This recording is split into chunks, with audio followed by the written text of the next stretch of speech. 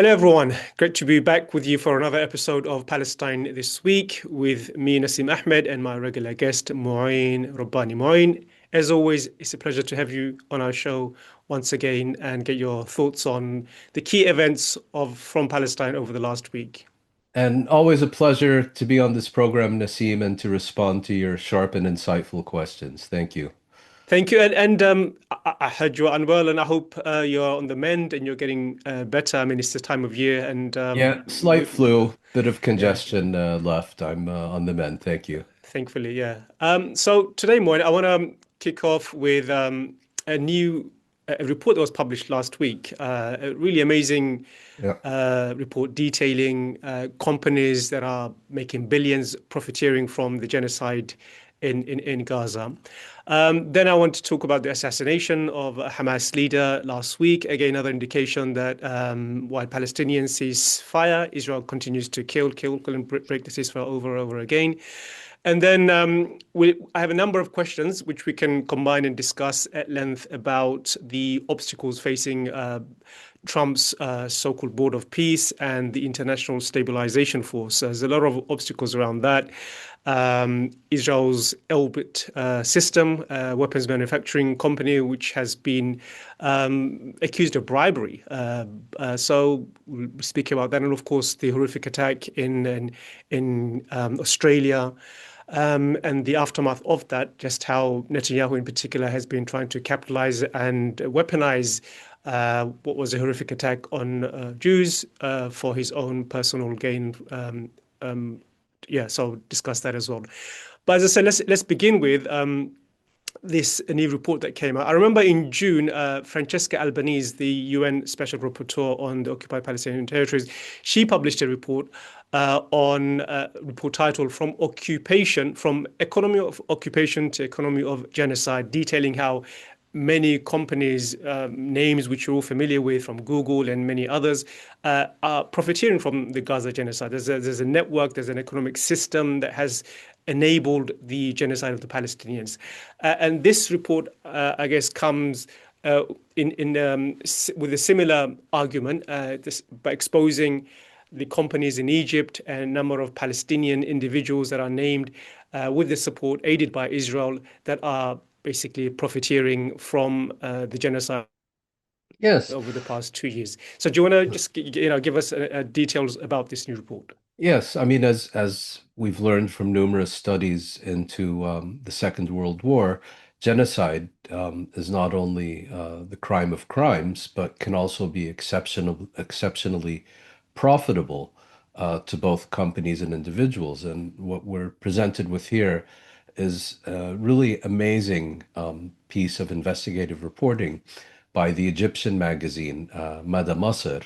It's the report itself is unsigned. Presumably, a team of reporters worked on it, but given the extraordinary sensitivity of the Egyptian government to any criticism, its authors are unknown. Although I'm told by an Egyptian source that the reporters for Mada Masr are now being regularly or periodically called in for questioning.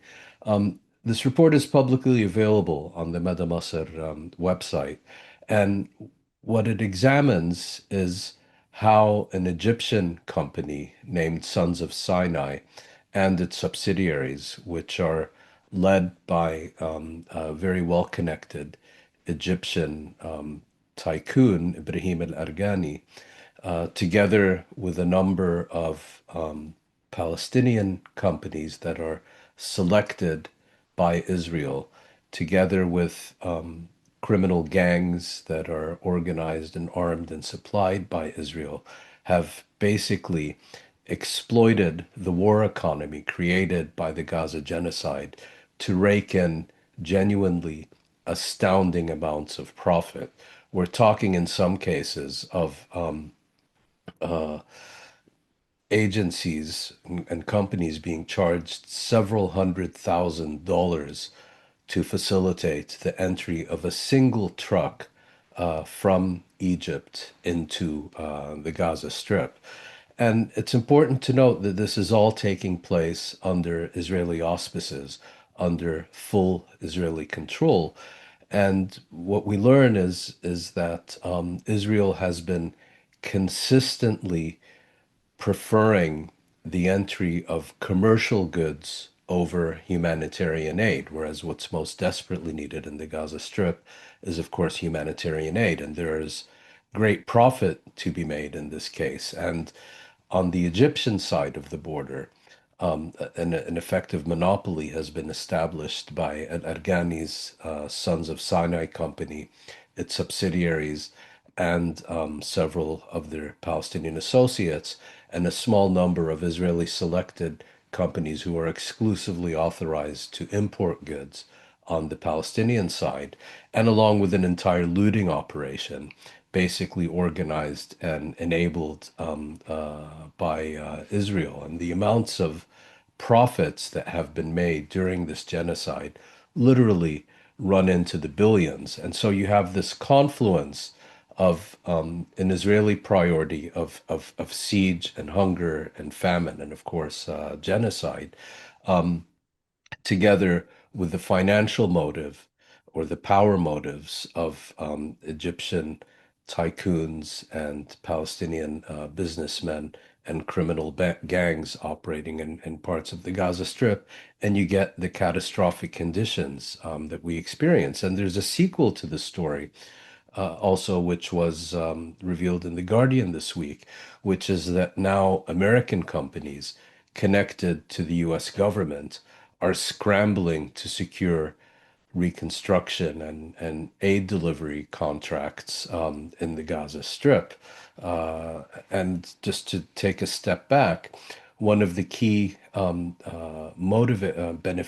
beneficiaries of this entire construct were the Gaza Humanitarian Foundation Death Squad.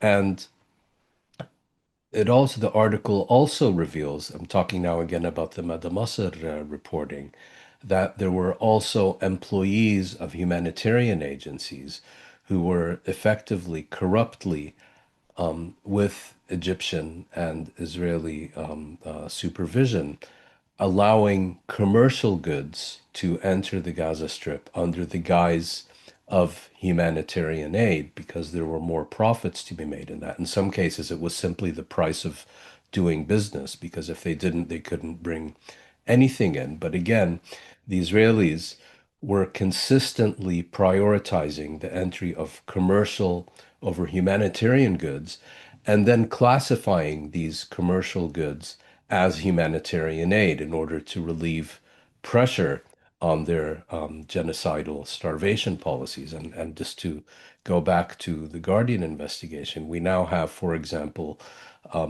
key officials who worked for Elon Musk during the period he was seeking to dismantle the US government, scrambling for very lucrative contracts in the context of the implementation or expected implementation of the Trump initiative in the Gaza Strip. So it's all very sordid business, literally so, and showing once again that genocide can also be very lucrative business. But the other important takeaway from this report is that as it's come under, as these companies and individuals have come under greater scrutiny, some of them have actually either sought to downplay or even publicly announced their withdrawal from these initiatives because they didn't want the bad publicity. So sunlight is once again the best disinfectant. Mm. Yeah, and one wonders if the bodies that are responsible for distributing aid, UN, UNRWA, if they were allowed to operate in the manner that they're meant to, whether such a situation or network of profiteering from the genocide would have emerged.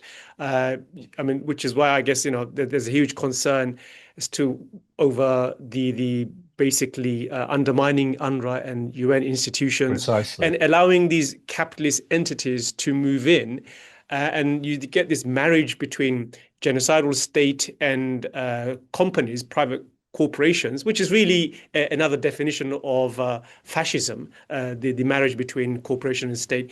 And when you have the two delivering aid in the manner which we've seen over the last 2 years, you get what we saw, this horrific situation. And of course, there's corruption everywhere. Maybe there's corruption in the UN, no doubt, everywhere, but it's not like the manner we are seeing with these corporations that these are companies are basically profiteering, which is why they want to undermine any kind of oversight, undermine any kind of accountability, so that corporations can make billions out of genocide like this. Yeah, and that's precisely the problem here. Yes, there was corruption, but the more serious issue here is that this worked exactly as designed.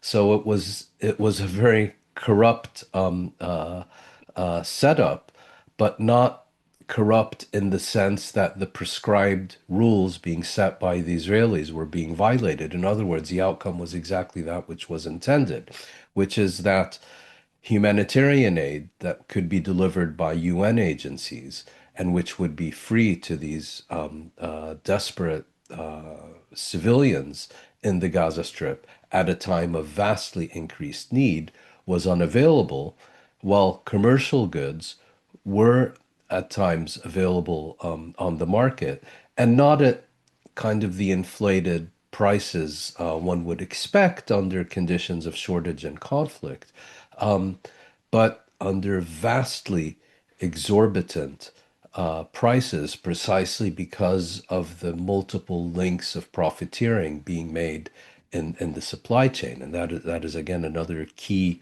conclusion reached by this outstanding Madamasser report, which is that the Israelis had a policy of seeking to basically remove the UN and other aid agencies from the aid supply chain and replace them with commercial goods that would be beyond the means of most Palestinians to obtain. And it also demonstrates how, in one period, UN trucks were required to stop at a certain point in the Gaza Strip that was under Israeli control, where the vast majority of them would be looted and the goods subsequently sold at exorbitant prices on the market.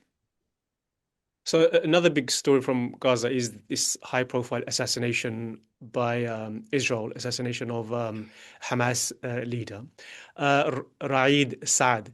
So I mean, when you hear assassination, historically, it's always been associated Israel uh, breaking an existing ceasefire. This seems to be in the same pattern. We speak every week of the many ways Israel breaks the ceasefire, and this is another example of that. In this instance, apparently.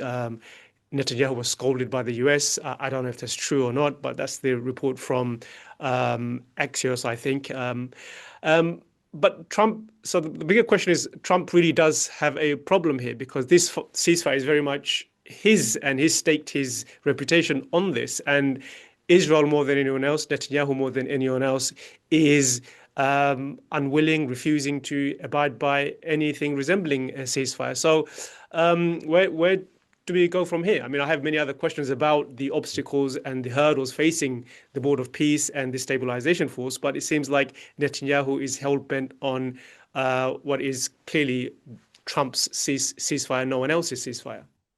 Yes, Israel is determined to fundamentally transform the nature and operations of the agreement reached on the 8th of October with Hamas, under which Hamas will continue to scrupulously adhere to all its commitments pursuant to the ceasefire, now first and foremost, not firing at Israeli forces occupying the Gaza Strip, while Israel is increasingly free to carry out not only regular bombings and military activities and systematic demolitions, but now also resume its program of assassinations of Hamas and other leaders in the Gaza Strip.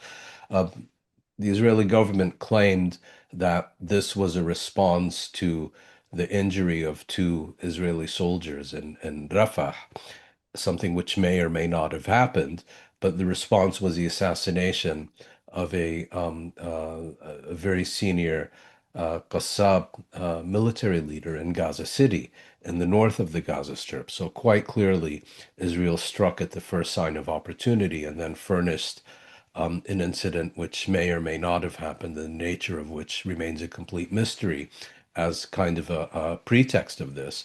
And this is how the Israelis typically work. You know, they push one extra step, see if there's a reaction. If there's no reaction, or if the reaction is limited to statements of concern and anger and frustration with no meaningful concrete consequences, then they will know that this type of activity at the end of the day will be tolerated and they will continue with it.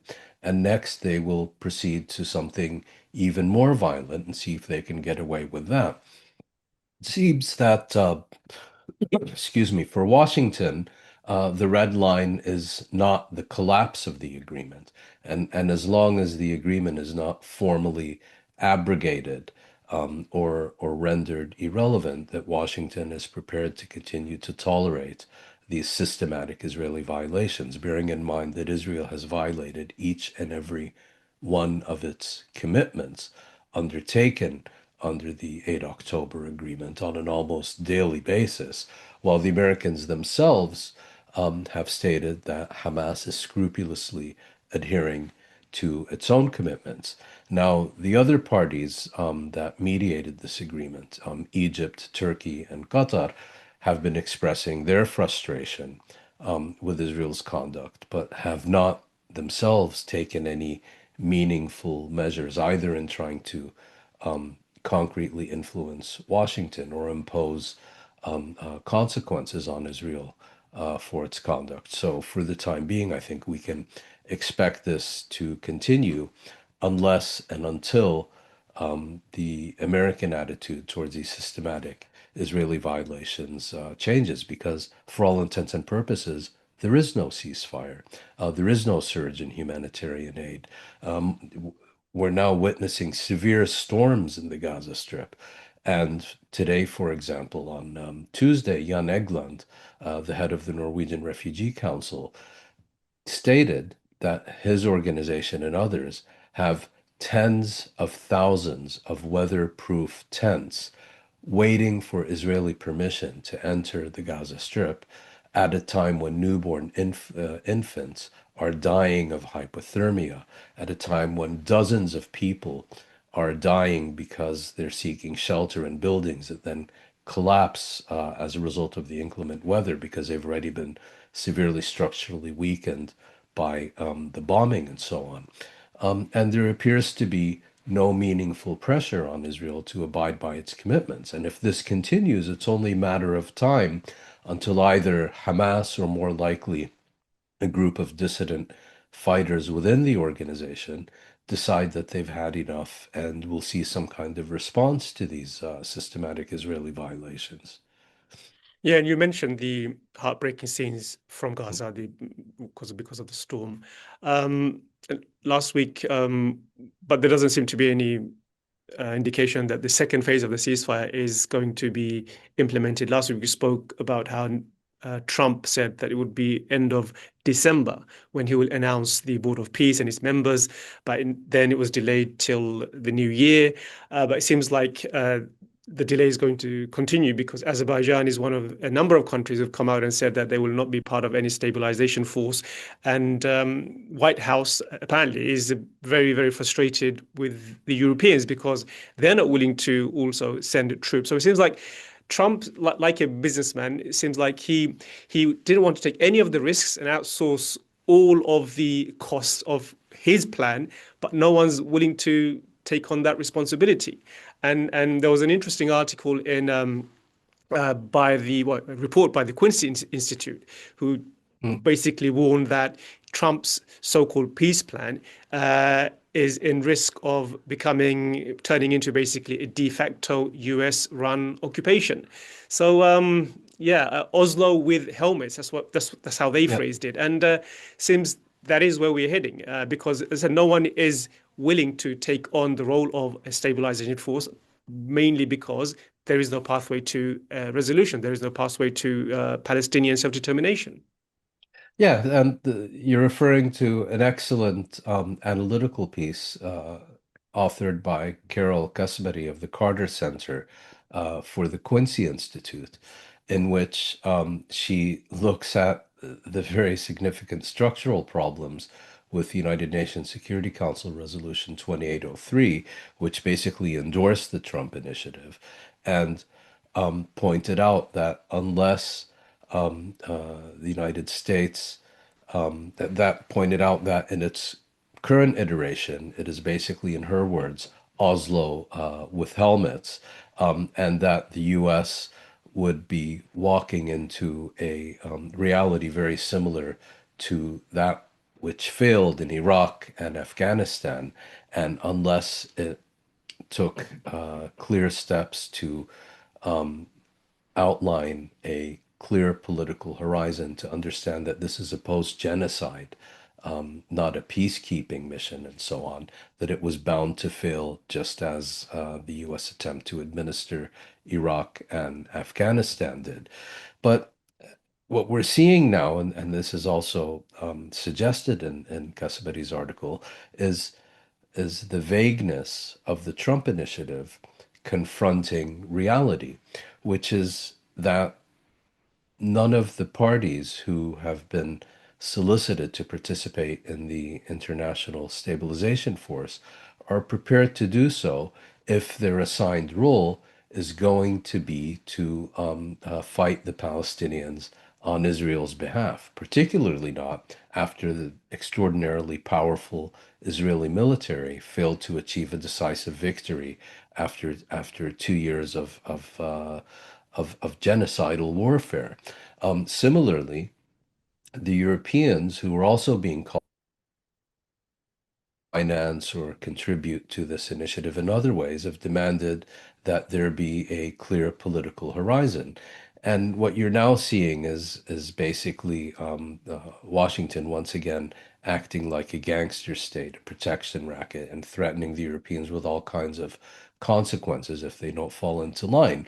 But as Gasperi points out, the fundamental problem with the Trump initiative is that it's very precise in terms of Israel's security, Palestinian obligations, and so on, and has absolutely nothing to say on rights or a political resolution.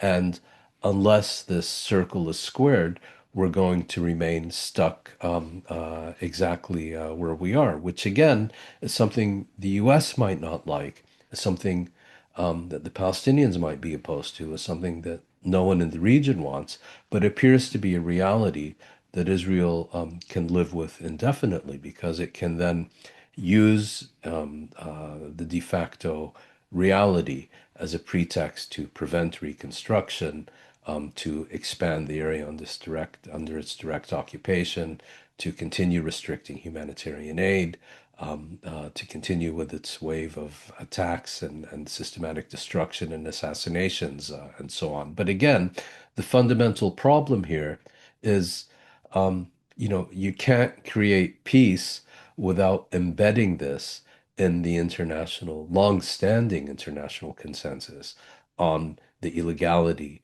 of Israeli occupation policies, the occupation itself now as well, of inalienable Palestinian rights to self-determination, sovereignty, and statehood. You can't just ignore all that and expect positive results.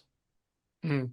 And a really, I think, powerful line in that article is, and I quote, "For Palestinians, this is a familiar pattern, Yep, a security-first interim arrangement dominated by external actors with sovereignty permanently deferred." And as we yep, said, exactly. Oslo again, but this time with helmets. And Yep. Perfectly said. Yep. yeah, I don't know how it is anything but that. Let's move on to our next story. I mean, we know bribery and blackmail. These are two of the most powerful arsenals any state can wield. It's part of statecraft, but I don't know any other state which wields it better than Israel. Many would argue, we have the Epstein case, an example of Israeli statecraft using Epstein to blackmail, and then we also have other forms of blackmail, and this time it's an Israeli arms company, Elbit Systems, and they're now being investigated for apparently bribing to get contracts from NATO. So what do we know about this story? Mm, Seems like, as I said, another case of nefarious, sinister examples of how mm. bribery and blackmail is part of the statecraft of Israel. Yeah. Well, it is. I should add that the arms industry is notorious for cases of bribery and corruption and cover-up of bribery and corruption. I mean, the BAE Yamama scandal involving Saudi Arabia is a perfect example of this, and that involved billions. But here we're dealing with, interestingly, the NSPA, the NATO Support and Procurement Agency, blacklisting Israel's largest weapons firm, Elbit Systems, also I think the 25th largest weapons firm in the world, blacklisting it from participating in NATO procurement because of solid evidence that Elbit has bribed through intermediaries, apparently, is accused of bribing NATO procurement officials with several $1 million. And there have already been several arrests in this case. And, there is, of course, fear that Israel will now cry anti-Semitism and all the rest of it, and that the judicial authorities in NATO will step back and apologize and promise to never do it again. But there's also the possibility that on this occasion, that NATO will actually go through with this. And if it does, Elbit and Israel behind it stands to lose very, very substantial contracts, particularly given the very significant increase in European defense budgets, a significant proportion of which is expected to go to weapons procurement from Israel. Yeah, and another the next. I mean, we've spoken about this before with regarding Karim Khan, the fact David Cameron threatened him. This was a Mm. report that came out in Middle East Eye a while back, and now Khan himself has come out and said that the UK threatened him if it did not withdraw the case against Benjamin Netanyahu. He didn't name the individual. He didn't say it was David Cameron, but It's we know from obvious it was. obvious it was. So, yeah, your thoughts on that? And also, I mean, I think there's a section where it showed that the allegations of sexual misconduct was actually raised by a third party and not the individual who alleged victim anyway. And the alleged victim had not consented for it to be raised. So it shows that there is a campaign to discredit him. We've spoken about how Israel has tried previously to blackmail and discredit ICC prosecutors. The Guardian covered that at length. So it seems this is part of an ongoing effort to discredit, undermine Karim Khan. Now he's come out and admitted as much, but of course he did not mention David Cameron. Mm. Yeah, I don't want to be seen to be saying anything in Khan's defense because I have an exceptionally low opinion of him, in very large part about his mishandling of the Palestine case. But having said that, uh, the the point raised by Khan is not that the British government threatened him personally, but that it explicitly informed him that if he went ahead and sought arrest warrants for Israeli Prime Minister Benjamin Netanyahu and then Israeli Defense Minister Yoav Gallant, in effect, if he sought any arrest warrants for Israeli leaders, that Britain would not only defund the International Criminal Court, where Khan was the prosecutor at the time, but would also formally withdraw from the Rome Statute. In other words, it would do exactly what it has now criticized Hungary for doing for the same reasons. And ultimately, Britain didn't do so. And I think the only reason it didn't do so is because of the massive pressure on the British government from British public opinion. I think that played a key role, and of course from key elements within the British legal establishment and legal profession itself. But it just shows time and again when Western governments are faced with a choice between Israeli impunity and international law, Israeli impunity or international institutions, Israeli impunity or Israeli accountability, um, they will do everything within their power to preserve Israeli impunity, even at the expense of everything that they proclaim to support. And and Britain, as you mentioned, it's quite clear it was former Prime Minister and at the time Foreign Minister David Cameron he explicitly told Karim Khan, if you do this, we're basically going to throw the ICC under the bus because Israeli impunity is much more important to us than international law, than accountability for war crimes or any of these things. In other words, everything we say about international law is just hot air. Our Mm. substantive commitment is to Israeli impunity, über alles. And the other element of this article is Khan, in his defense against allegations that he proceeded with these applications for arrest warrants in order to divert attention from the very serious allegations that have been made against him. He insists that this came before that and that the two are therefore unrelated. And you mentioned how the British public overwhelmingly are opposed to British policy in continuing supporting Israel the way it's been doing. And another barometer of that, just last week there was a poll done about British UK public's view over whether Israel should be taking part in the Eurovision Song Contest. There's a massive row over that Mm. now. A number of countries have withdrawn, and many of the previous winners have handed back their prize. So I think overwhelmingly, over Yeah. 80% of Brits said that no, Israel should not be allowed to take Yeah. part in the Eurovision Song Contest. So you see, there's a massive backlash, and I think Israel, recognizing that, it has gone on the offensive. And one of the things it's doing, recognizing that it needs to shore up its support, especially within the Christian community, is that it organized one of the largest Christian Zionist delegation in its history to Israel. American Christian Zionist leaders, that is. More than 1,000 pastors traveled to Israel over the past couple of weeks in those Mm. tours where they sell Israel as a democracy and all the other propaganda points we all know of.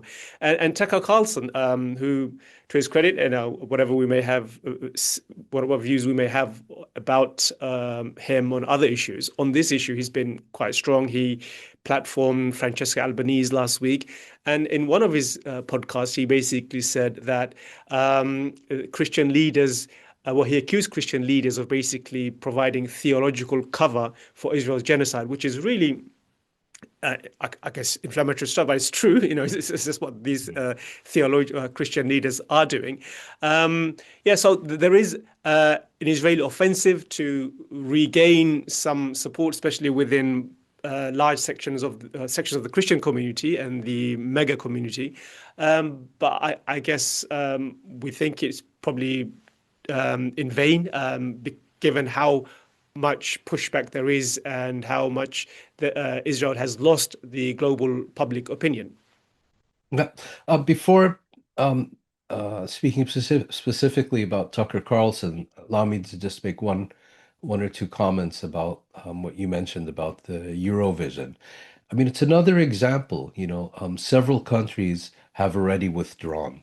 Several former winners of its song festival, including, I believe, a winner from the 1960s, have returned their awards to the organizers in disgust at their determination to continue including Israel in the contest. But here again, the organizers would rather see this entire institution collapse and disintegrate, and unravel in mutual acrimony than to take the morally and politically obvious step of banishing Israel, which in addition would be responding to the overwhelming sentiment of the European public. I mean, they had absolutely no problem expelling Russia, and so on. But when it comes to Israel, the fundamental principle is that Israel is always held to a different standard. The idea that Israel is treated according to the same criteria as every other state and held accountable the way any other state would be held accountable is entirely foreign to Western elites. Israel is allowed to get away with anything and everything, however it wants, whenever it wants, wherever it wants.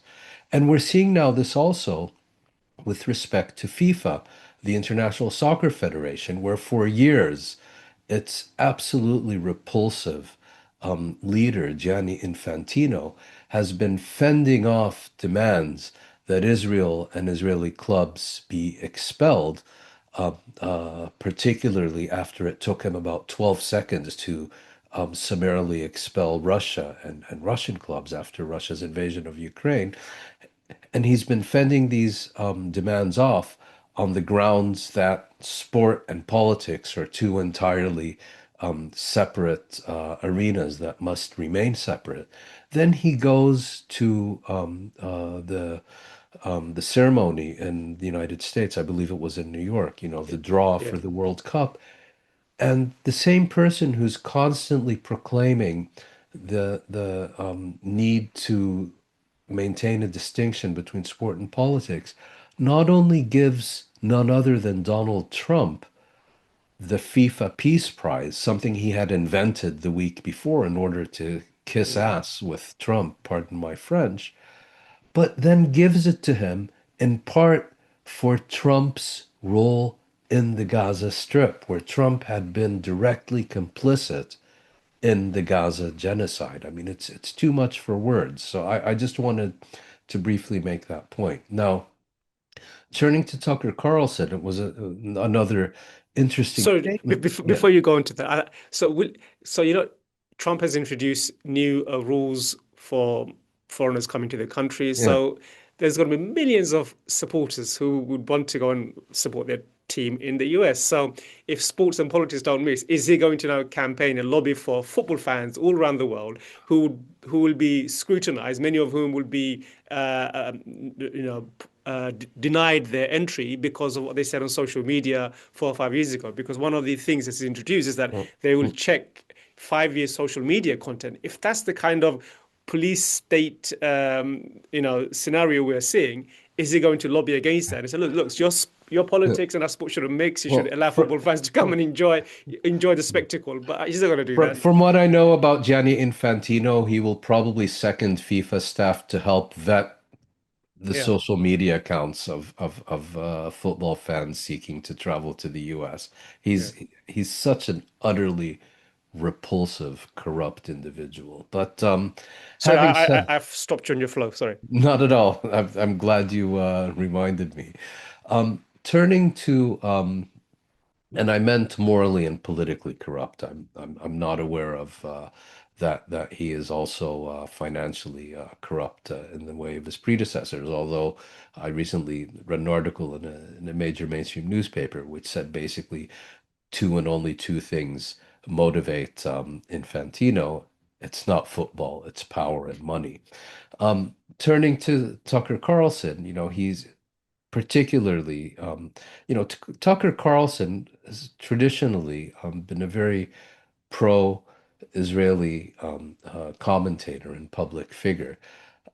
He's also been very deeply embedded in the MAGA movement for many years and has begun to see a fundamental contradiction between MAGA and its priorities, domestic priorities on the one hand, and the unconditional, uncritical US support for anything and everything Israel does, on the other hand, particularly in the wake of the US participation in the Israeli attack on Iran, which, from his point of view, was Trump being manipulated by Netanyahu, the US being manipulated by Israel into participating in an Israeli war that served no American purpose as far as Tucker Carlson was concerned. And he's become increasingly critical of Israel also on account of the Gaza genocide. And in this statement that you're referring to, he is criticizing and condemning Christian clerics who, in his words, are trying to equate Christianity and Zionism, as if somehow Christian theology demands that pious Christians support the mass murder of Palestinian children by Israel because they're being killed by Israel. And he goes into quite some lengths, and he says, I reserve, you know, Tucker Carlson is basically saying charity begins at home, and that as a believing Christian, he reserves his greatest ire not for the Israeli killers, but for the Christian pastors and clerics who offer their blind obedience and unconditional support to Israel because of their interpretation of Christian theology. And Carlson makes the point, you know, that his reading of Christian theology is very, very different than that of Christian Zionists. But your other point, of course, is about the efforts Israel is putting into shoring up its support among evangelicals.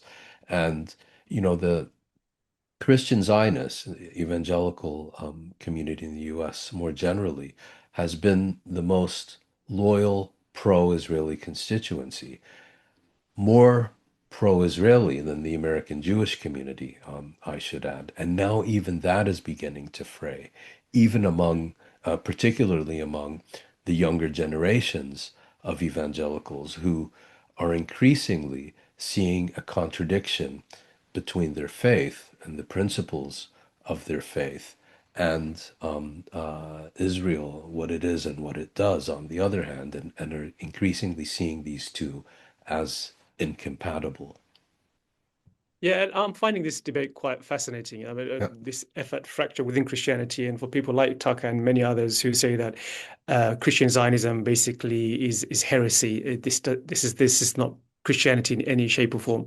But then the same individuals like Tucker Carlson, they'll also co-opt Christianity for their own political agenda, which is Christian white nationalism. And you see that not just in the US, but also in the UK, there's a growing fear. Many church leaders have come out and spoken out against how people like Tommy Robinson have co-opted symbols of Christianity for their own hateful far-right extremism and agenda.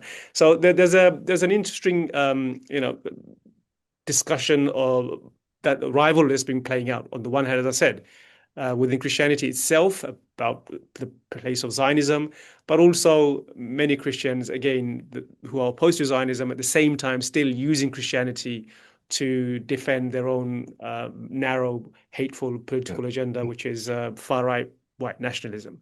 Yeah, and you know, you have people like Tucker Carlson basically saying Christian Zionism is a heresy, and blind, unconditional support to the mass murder of tens of thousands of children, and saying that this is required by your Christian belief, is a heresy. Then you have, of course, a Christian Zionist saying anyone who doesn't support, any Christian who doesn't support the Gaza genocide, is a heretic.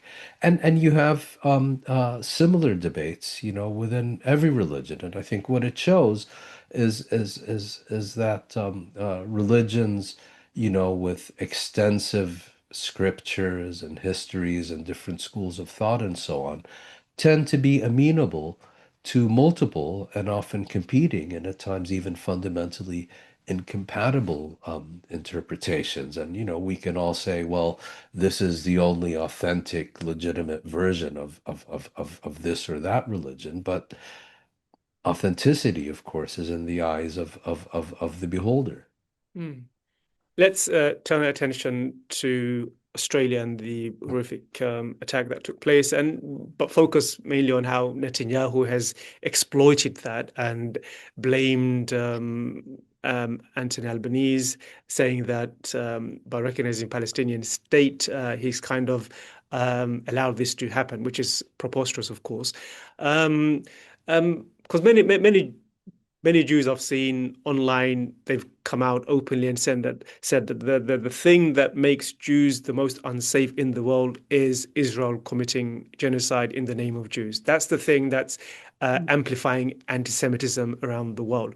Not that it's justified it for whatever reason, but that is the thing that's amplifying anti-Semitism. But Netanyahu, of course, is deflecting and trying to blame everyone else but himself, and the fact that his state or the state he's representing is carrying out genocide, ethnic cleansing, and apartheid in all in one go.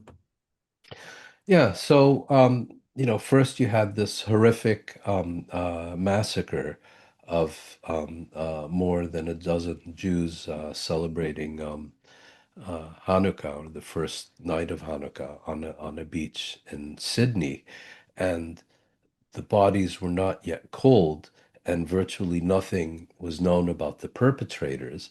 And Netanyahu immediately came out and proclaimed a causal link between the Australian government's recognition of a Palestinian state a few months ago and the massacre, in effect holding the Australian Prime Minister Albanese directly and personally responsible for the slaughter in Sydney. Um, it's now emerged that the father and son duo who perpetrated this massacre were either were acting on behalf of Islamic State or were part of it or whatever, and if you look at the history of Islamic State, yes, anti-Semitism is at the core of its doctrine. Um, the anti-Christianity is at the core of its doctrine. Anti-Hinduism is at the core of its doctrine. Anti-Shiism is at the core of its doctrine. Anti-everything except its own very narrow, specific interpretation of Islam is at the core of its doctrine. But anti-Zionism doesn't have a record of attacking Israel or Israeli targets. It's certainly never been a priority for Islamic State. So, that the idea that there was any link at all between the Gaza genocide and the massacre in Sydney seems very unlikely, if indeed it was, as everyone is now assuming, the work of Islamic State, because it would have attacked these people because they were Jews. Um, but that would have had nothing to do with Israel or Palestine or anything. But the broader point by Netanyahu is basically saying, you know, you can you have to make a choice. You either support the Gaza genocide, or you support Palestinian rights. You cannot be opposed to genocide and support Palestinian rights. Basically saying, that it's you're either all in, or you're part of the problem, which is an absolutely crazy, absurd proposition to make, given particularly, the growing number of Jews, including Australian Jews, who are both opposed to the Gaza genocide and support their government's policy of recognizing Palestinian rights and wanted even to go further. But then there's, this attack has also unleashed so much more. So it emerged that a Syrian immigrant named Ahmed al-Ahmad heroically managed to disarm one of the attackers. And then Ahmed al-Ahmad, if that's not a Muslim name, how many Muslims do you know who were named Krishna? So and immediately, all the usual suspects on social media, this loopy Laura Loomer and all these other Or crazy. pro-Israeli influencers. Let's Yeah, add to exactly. that. Yeah, Sorry, you pro-Israel. said it better. Yeah, How, the the Hasbara idea that they Symphony cannot Orchestra. stomach, they cannot Yeah, fathom the idea yeah, that a yeah, Muslim yeah. could come and be a hero Yes. or defend Jews. It's just mind-boggling. I mean, to Yeah. me, every Muslim I know would automatically lean towards this hero. This is the kind of instinct they will Look, have, not the the one terrorist. thing the one thing we know is that he wasn't an IDF veteran, because if he was an IDF veteran, he would have ran away at the speed of lightning and called it an airstrike. He would have never engaged the shooter in hand-to-hand combat. Um, but right on cue, the Hasbara Symphony Orchestra, he's a Maronite Christian, he's a Coptic Christian, you know, going to absolute crazy lengths to deny that this guy is a Muslim. And then when it became impossible to deny that he's a Muslim, well, if you notice, he grabbed the shooter's gun, could and should have killed him, but didn't. You know why? Because he couldn't bring himself to kill a fellow Muslim. Muslim. I mean, this absolute crazy propaganda and then a whole discussion. Well, the killers are genuine, authentic Muslims, but this Ahmed al-Ahmad was acting despite his faith. We were just talking about the different attitudes of faithful Christians to Israel and Zionism. Well, in Islam, it seems there is one and only one authentic version of the faith, and that is Islamic State.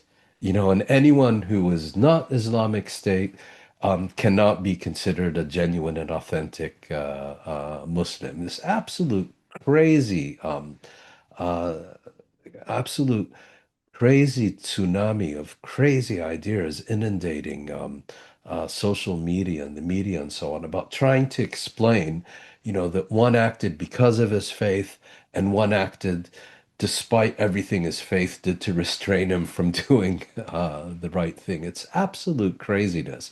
As if no Muslim ever undertakes even the most minor act, before spending an hour studying the Quran and the Hadith to find out exactly what Islam prescribes, before you make a sandwich for lunch. It's absolute lunacy the way these people try to instrumentalize everything in order to promote hate and bigotry against 2 billion people, or however many there are these Mm. days.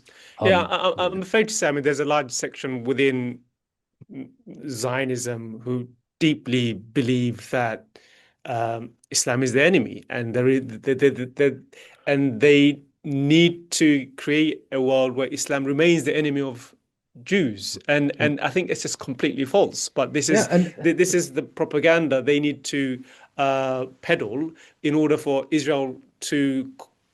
Israel's talking points to be valid and accepted, that Islam and Muslims are the devil, and if yeah. they don't, if that's not accepted broadly by the world, then Israel somehow will be insecure, and this is the world Mm. that they live in, they exist in, and this is quite I mean, shocking. imagine if we said, you know, that any Jew who is not personally involved in the Gaza genocide is not an authentic Jew, or any Christian who is not an active member in the Lord's Resistance Army is a fake Christian, But here we're being told that unless you openly support Islamic State, you're not following the proper, true version of Islam. And these people are not criticizing Islam as a religion in the sense of claiming, that their religion is a better religion than Islam, or making the claim that, all religions are false or whatever. No,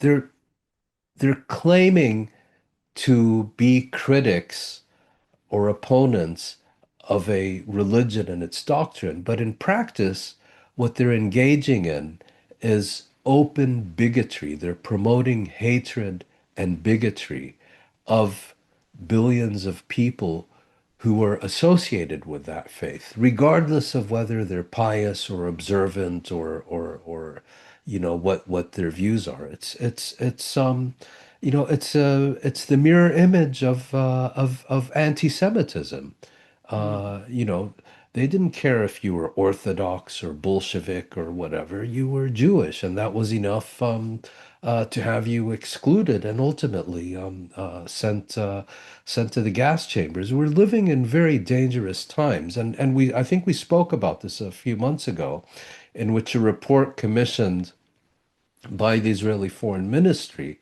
um, concluded that promoting support for Israel was no longer a winning formula in any of these Western countries. And one thing that still resonated with Western publics was fear of Islam, or more specifically, fear of terrorism by radical Muslims. And so that's, I think, the source for so much of this hatred and bigotry, of trying to shore up support for a genocidal apartheid state by demonizing an entire global community. Mhm. I mean, I'm willing to bet everything that the overwhelming majority of Muslims, over 90%, probably even 99%, would say that the person Ahmed al-Ahmed is the greatest representation of their faith, not and not ISIS, who probably represent 0.00000 less than 0.1% of the Muslim world. So, but despite that, we're told that no, Muslims Mm, are show more solidarity to ISIS, mm, and ISIS is a better representation of religion than this hero called Ahmed al-Ahmed. No, I don't think so. mm. Overwhelming majority. I'm willing to bet everything on that. And we And you spoke, win. Mm, yeah, and we spoke about anti-Semitism. So let's end on that. There was a report by the Los Angeles Times about how really Trump has been weaponizing, fabricating anti-Semitism claims to crack down on student protest against Israel in the US. So there was a number of lawyers, 9 lawyers, attorneys who resigned over the Trump administration's attempt to force them to find guilty verdicts. In the end, of course, a number of universities were fined, and they changed their policies.